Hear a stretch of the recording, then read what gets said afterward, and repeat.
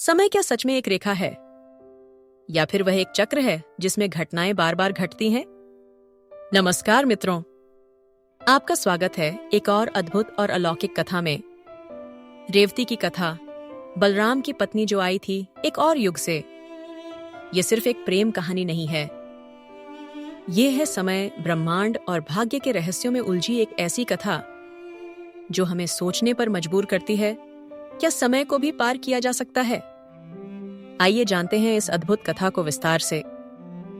बहुत बहुत प्राचीन समय की बात है। एक महान राजा हुआ करते थे, राजा ककुधमी। वह शक्ति, समृद्धि और ज्ञान में पूर्ण थे। उनकी पुत्री थी रेवती।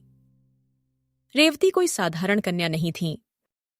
वह अत्यंत रूपवती, बुद्धिमती और बलशालिनी थी।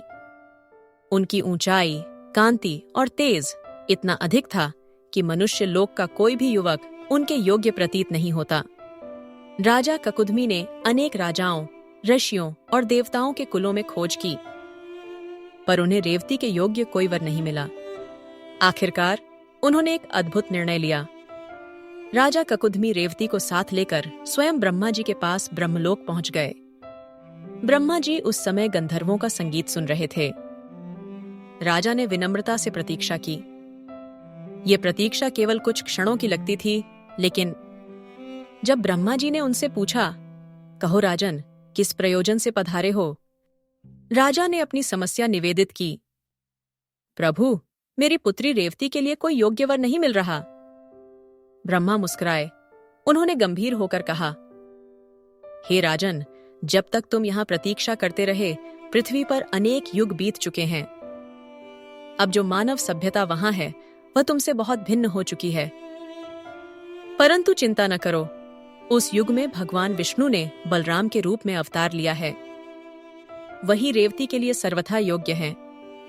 जब राजा और रेवती पृथ्वी पर लौटे तो वे अचंभित रह गए। वह दुनिया जो वे छोड़कर आए थे अब पूर्ण रूप से बदल चुकी थी। पुराने नगर, महल, संस्कृतियां सब लुप्त हो चुकी थीं।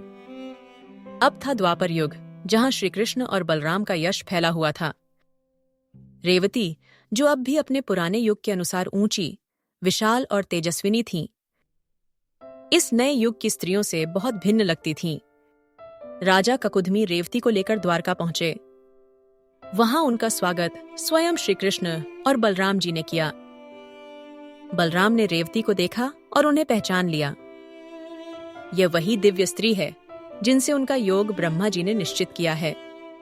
लेकिन रेवती का शरीर, उनकी ऊंचाई और बल इस युग के अनुसार असामान्य था। बलराम जी ने अपनी हलधर शक्ति से रेवती के शरीर को इस युग के अनुसार संतुलित और संयमित कर दिया। इसके बाद हुआ रेवती और बलराम का पवित्र विवाह। एक विवाह जो सिर्फ प्रेम नहीं, बल्कि काल की सीमाओं को लांघने वाला योग था।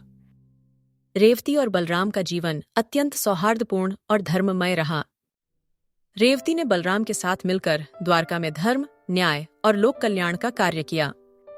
उनके पुत्र का नाम था निषठ, जो बलराम वंश का उत्तराधिकारी बना।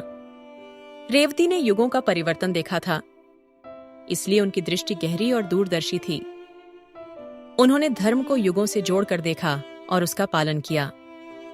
रेवती की यह कथा हमें कई गहरे संदेश देती है। समय एक भ्रम है, भाग्य अपनी राह खोज लेता है, और प्रेम युगों की सीमाओं को भी पार कर सकता है।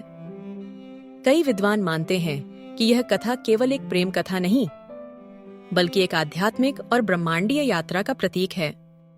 मित्रों, यदि आपको यह कथा अद्भुत और प्रेरणादायक लगी हो, तो कृपया इस वीडियो को लाइक, शेयर और सब्सक्राइब करना न भूलें। ऐसी ही और भी पुराणों और वेदों से जुड़ी कथाएं हम आपके लिए लेकर आते रहेंगे। जय श्री बलराम, जय सनातन धर्म।